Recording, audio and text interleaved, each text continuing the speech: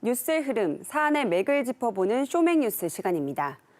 오늘은 먼저 준비한 영상부터 보시죠. 야, 카톡 바로 안 보냐? 죽고 싶어서 환장을 했지? 두고 봐.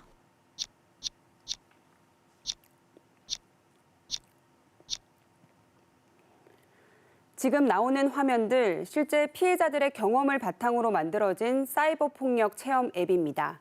사이버 폭력이 얼마나 심각하고 끔찍한지 잠깐이지만 느낄 수 있습니다.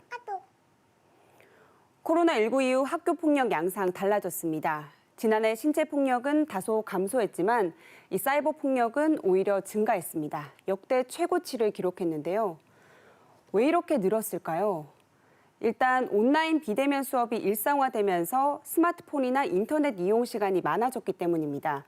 실제로 비대면 수업 이후 청소년 10명 중 7명은 스마트폰과 SNS 사용 시간이 늘었다고 답했습니다. 하루 평균 스마트폰 이용 시간 4시간에 달하는데요. 이 코로나 전보다 2배 가까이 늘었습니다. 학교 폭력의 공간이 오프라인에서 온라인으로 자연스럽게 옮겨가게 된 겁니다. 아이들에게 저는 하나의 게임과 같고 또 이거는 해도 괜찮다라는 그런 인식들을 많이 가지고 있는 거예요. 별로 이게 학폭에 연결이 돼 있다고 생각하지 않기도 하고요. 오프라인 폭력에 비해 사이버 폭력은 눈에 띄지 않게 손쉽게 상대를 괴롭힐 수 있습니다. 이 스마트폰으로 24시간 폭력에 시달리게 된 거죠. 괴롭힘의 방법도 진화하고 있습니다. 카감이라는 말 들어보셨나요? 카톡 감옥의 줄임말인데 이 채팅방에서 나가려는 사람을 계속 초대해서 괴롭히는 겁니다.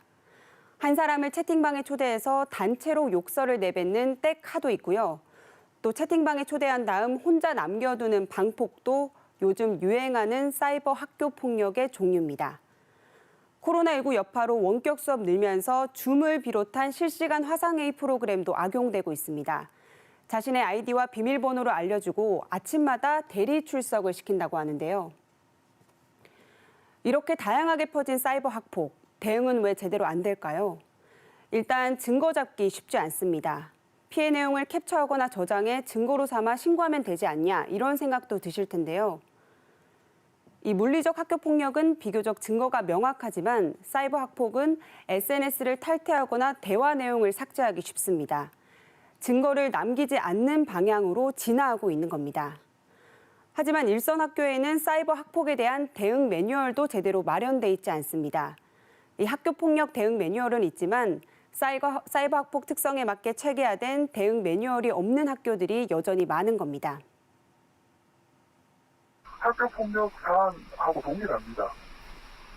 동일하게 당연히 사이버 폭력도 똑같이 학교 폭력으로 해서 신고나 접수나 인지가 되면은 그 절차에 따라서 당연히 학교 폭력으로 저희가 처리를 하고 있죠.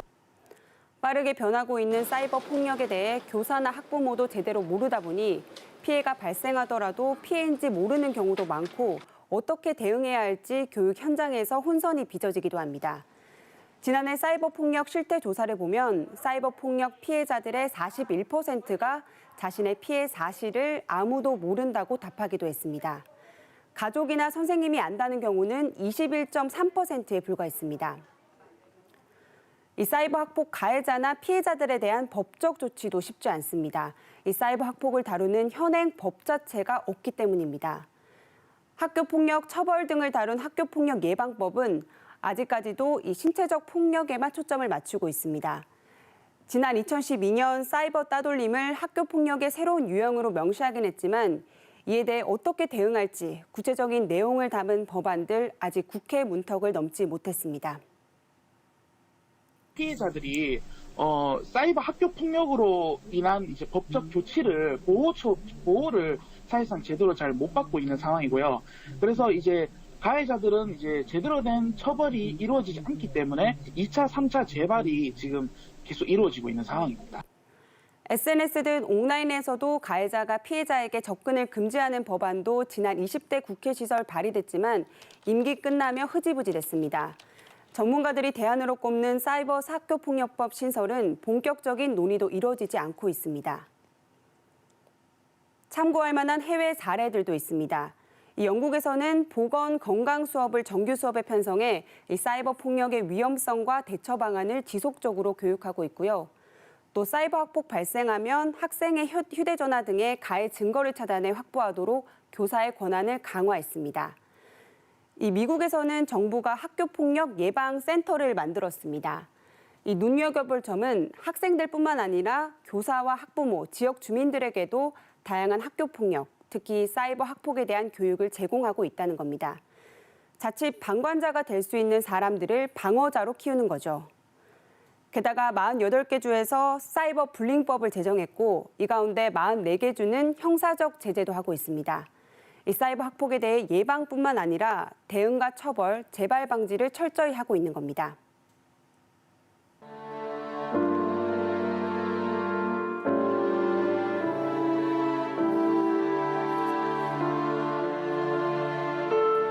(10년) 전 학교 폭력을 겪다 스스로 목숨을 끊은 대구의 한 중학생이 남긴 마지막 편지입니다.